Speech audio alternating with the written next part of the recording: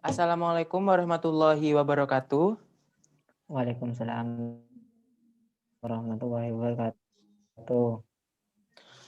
Pertama-tama marilah kita panjatkan puji dan bersyukur kehadirat Allah Subhanahu wa taala karena telah melimpahkan rahmat sedaya-dayanya sehingga kita dapat berkumpul dan berdiskusi di dalam suatu forum ini dalam keadaan sehat walafiat.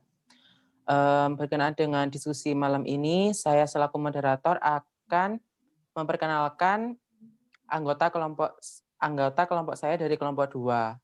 Yakni yang pertama Dita Ngedika Putri dengan NIM 2002 10 20 10 31 dan saya sendiri Muhammad Zamroji 2002 10 20 10 32 dan Samsul Arifin 2002 10 20 10 51. Kelompok 2 ini akan membahas tentang elemen-elemen dasar mengajar, yakni salah satu materi dari mata kuliah belajar dan pembelajaran yang dosen pengampu dari mata kuliah tersebut yakni Ibu Niswatul Imsiah, SPD MPD. Slide selanjutnya, Mbak.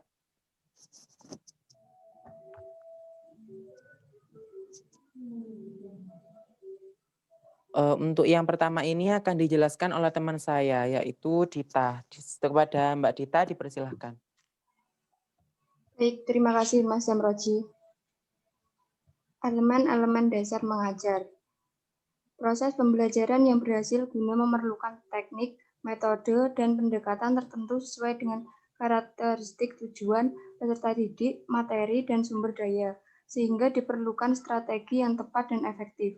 Dengan demikian, pendidik hendaknya mengetahui elemen dasar mengajar yang terdiri dari unsur-unsur belajar, prinsip belajar, dan tipe-tipe belajar. Peta konsep terdiri dari unsur-unsur belajar, prinsip umum belajar, tipe-tipe belajar, dan kesimpulan. Selanjutnya akan dijelaskan oleh Mas Samsul. Silakan Mas Samsul. Baik, terima kasih. Ya, selanjutnya unsur-unsur belajar. Unsur-unsur belajar di sini ada dua pandangan, yaitu satu menurut Colmbrek sebagai salah satu penganut aliran behaviorisme dalam Sukma Dinata. Ada 7 unsur dalam belajar, yaitu 1. Tujuan. Belajar tercipta dan terlaksana karena adanya suatu tujuan yang ingin dicapai dari hasil proses belajar yang terlaksana. Yang kedua, kesiapan.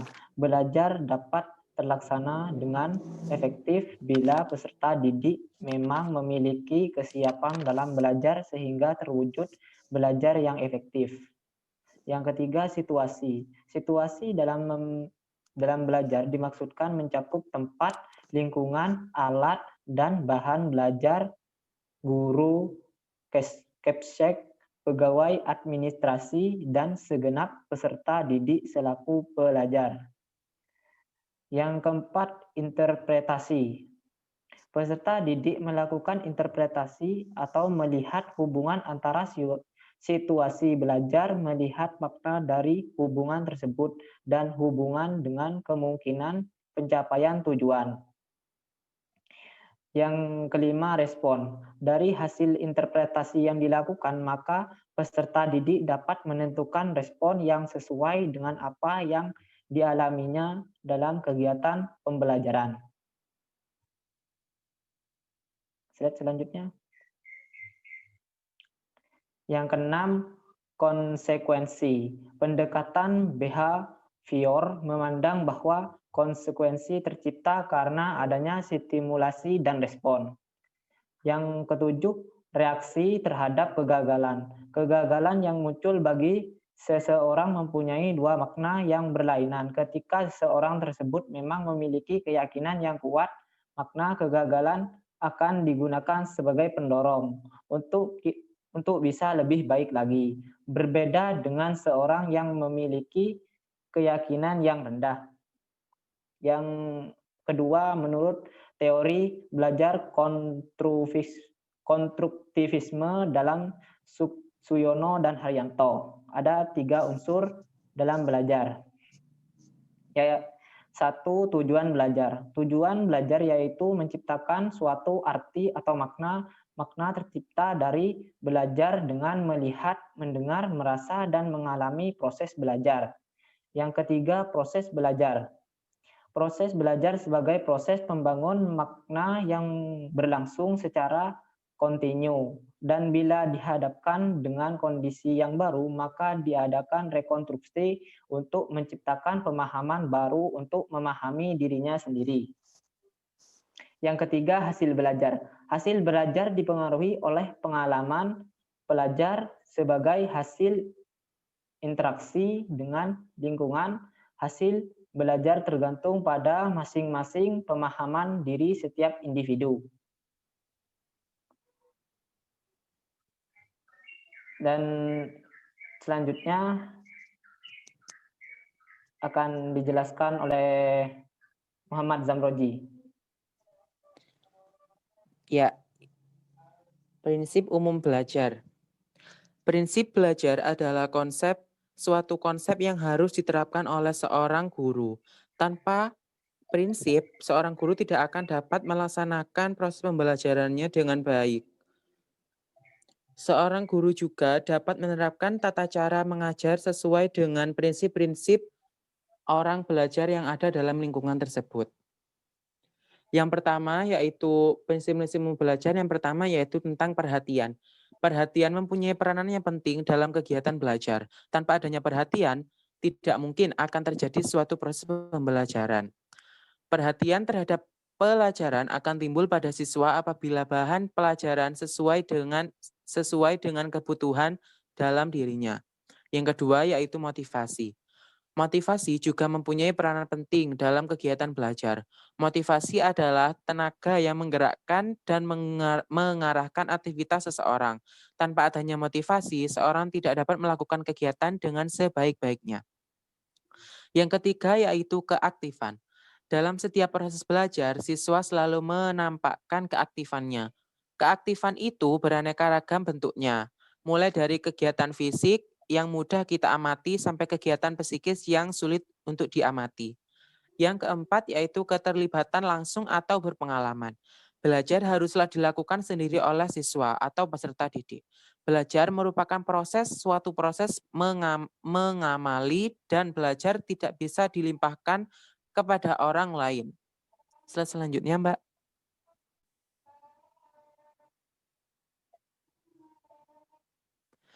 Yang kelima yaitu pengulangan. Prinsip belajar yang menerangkan perlunya pengulangan barangkali yang paling tua adalah yang dikemukakan oleh teori psikologi daya. Menurut teori ini, belajar adalah melatih daya-daya yang ada pada manusia, yang terdiri atas daya pengamat, menanggap, mengingat, menghayal, merasakan, berpikir, dan sebagainya. Yang selanjutnya yaitu tantangan. Tantangan yaitu suatu hal yang dihadapi tantangan yaitu suatu hal yang dihadapi oleh peserta didik dalam hal belajar, yang nantinya tantangan ini akan membuat siswa bergairah untuk mengatasinya. Bahan belajar yang baru yang banyak mengandung masalah yang perlu dipecahkan membuat siswa tertantang untuk mempelajarinya. Dan yang ketujuh yaitu balikan dan penguatan. Siswa selalu membutuhkan suatu kepastian dari kegiatan yang akan dilakukan. Dengan demikian, siswa akan selalu memiliki pengetahuan tentang hasil, yang sekaligus merupakan penguatan bagi dirinya sendiri. Seorang siswa belajar lebih banyak bila mana setiap langkah segera diberikan penguatan. Dan yang selanjutnya, yang terakhir, perbedaan individu. Setiap siswa memiliki karakteristik sendiri-sendiri yang berbeda satu dengan yang lainnya. Kesadaran bahwa dirinya berbeda dengan siswa lain akan membantu siswa menentukan cara belajar dan sarana belajar bagi dirinya sendiri. Terima kasih. Untuk yang selanjutnya akan dijelaskan oleh Mbak Dita. Kepada Mbak Dita dipersilahkan. Baik, terima kasih Mas Zamroji. Selanjutnya adalah tipe-tipe belajar. Tipe adalah sesuatu yang dibedakan menurut sifat-sifat seperti arah, minat, perhatian, dan perilaku yang menunjukkan pola-pola kelompok atau jenis-jenis. Setiap siswa memiliki tipe belajar yang berbeda satu sama lainnya. Dengan demikian, sudah merupakan suatu kepastian bahwa tipe-tipe belajar itu bermacam-macam pula. 1. Tipe siswa yang visual. Tipe belajar siswa yang visual ini adalah mereka yang mengandalkan aktivitas belajarnya kepada materi pelajaran yang dilihatnya. Jadi yang menjadi peranan penting dalam cara belajarnya adalah mata atau penglihatan. 2. Tipe belajar yang auditif. Siswa yang bertipe auditif ini mengandalkan kesuksesan belajarnya pada alat pendengarannya, yaitu telinga. Bagi siswa yang bertipe begini, materi pelajaran yang disampaikan kepadanya lebih cepat atau mudah diserapnya apabila materi disajikan secara lisan.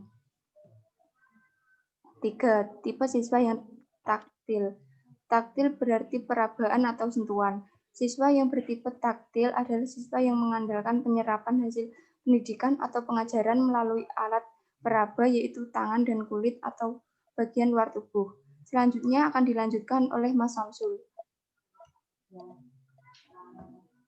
Baik, terima kasih. Slide selanjutnya. Dan selanjutnya itu tipe siswa olfaktoris. Siswa yang bertipe olfaktoris yaitu siswa yang mudah mengikuti pelajaran dengan menggunakan alat inderanya yaitu alat penciuman. Apabila ada materi pelajaran menggunakan penciuman seperti bau air atau cairan, ia sangat bereaksi dibandingkan dengan teman-temannya yang tidak bertipe demikian. Yang selanjutnya tipe siswa gustative. Siswa yang bertipe gustative atau kemampuan mencicipi adalah siswa yang dalam belajarnya mengandalkan kecapan lidahnya. Siswa yang bertipe ini akan lebih cepat memahami apa yang dipelajarinya melalui indera kecapannya untuk mengetahui berbagai rasa asam, manis, pahit, dan sebagainya. Dan selanjutnya tipe siswa campuran.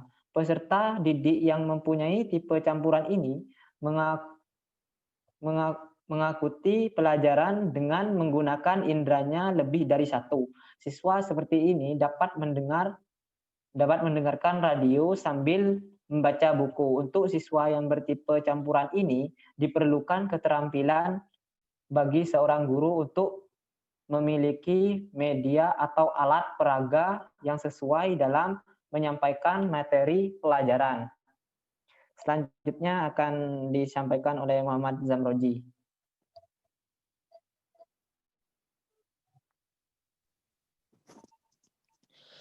Oke, yang terakhir yaitu kesimpulan. Pembelajaran merupakan proses interaksi antara pendidik dengan peserta didik dalam upaya membentuk keterampilan dan kepribadian yang baik pada diri peserta didik dalam proses pembelajaran.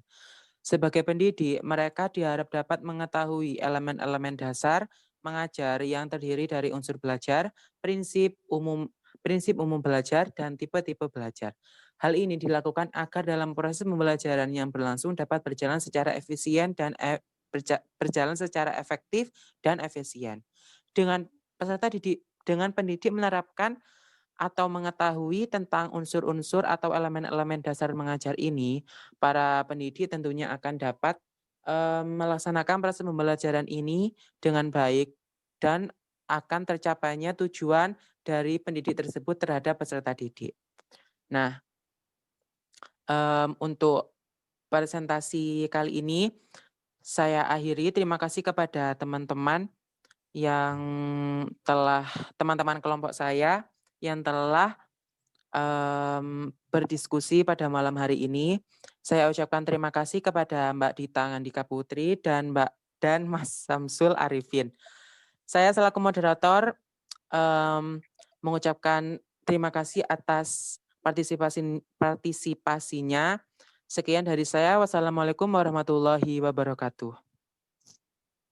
Assalamualaikum warahmatullahi wabarakatuh.